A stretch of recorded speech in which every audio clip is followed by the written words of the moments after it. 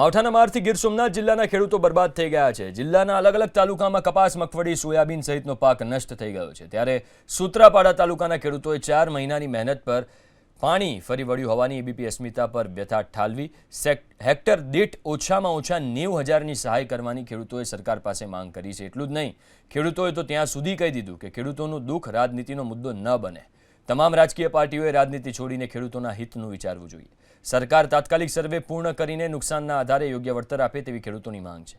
જૂનાગઢ જિલ્લામાં સરેરાશ 10 ઇંચ જેટલો કમોસમી વરસાદ વરસ્યો છે, જેથી 345 ગામોમાં મગફળી, સોયાબીન અને કપાસ સહિત 1,46,364 હેક્ટર વિસ્તારમાં નુકસાન થયું છે। તો જે સરકાર છે એ માય બાપ આજે ન વારે આવે અને નો આ સ્થિતિમાં જો ઊભી પડખે ન રહે ખેડૂતોને, તો ખેડૂતો દેવામાં ડૂબી ગયો છે। હાથમાં હત્યાનો સમય આવી ગયો છે। આજની સ્થિતિમાં રાજકારણ કોઈને કરવાની જરૂર નથી। કોણ ભાજપ, કોણ કોંગ્રેસ, કોણ આમ આદમી, એક ખેડૂતોનો પ્રશ્ન લઈને આવ્યા છે અને ખેડૂતોના હિતમાં જનરલ જો સરકાર વારે ચડે અને દેવામાં ડૂબેલી ખેડૂતોનું દેવું માફ કરે, પેલા તો એને આ જે પ્રાથમિકતા જરૂર છે, હાલ 10-15 હજાર રૂપિયા વીઘે એને વળતર આપે અને હાલની સ્થિતિમાં ખેડૂતોના પડખામાં જો સરકાર ઊભી રહી એવી અમારી અપેક્ષા। 60,000 નો થઈ ગયો છે એમાં ને અટાણે એમાં કોઈ પરિસ્થિતિ છે નહીં કે 50,000 નો કે 10,000 નો કોઈ માલ હાથમાં આવે એમ છે નહીં।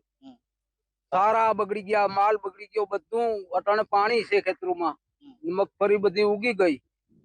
ખરેખર આજે ગીર સોમનાથ જિલ્લાની અંદર દરેક ગામડાની અંદર વાસ્તવિકતા એવી છે કે કમોસમી વરસાદના કારણે ખેડૂતોને ભયંકર નુકસાન થયું છે અને અત્યારે બધા ખેતરોની અંદર પાથરા પડ્યા છે। એટલે મારું માનવું એવું છે કે તમામ ખેડૂતો અત્યારે પાયમાલ થઈ ગયા છે।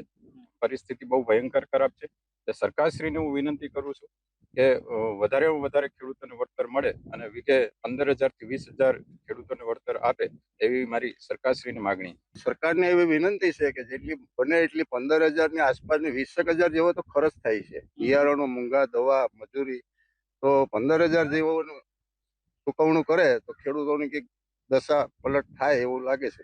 ખેડૂત બિચારો માઈક આંગલો થઈ ગયો છે, બિચારો થઈ ગયો છે, ખેડૂત પડીને ભાંગી ગયો છે। હવે એ ખેડૂતને જો બેઠો કરવો હોય, ખેડૂતને હિંમત આપવી હોય, ખેડૂતની વારે આવવું હોય સરકારે, તો સરકાર કરી શકે।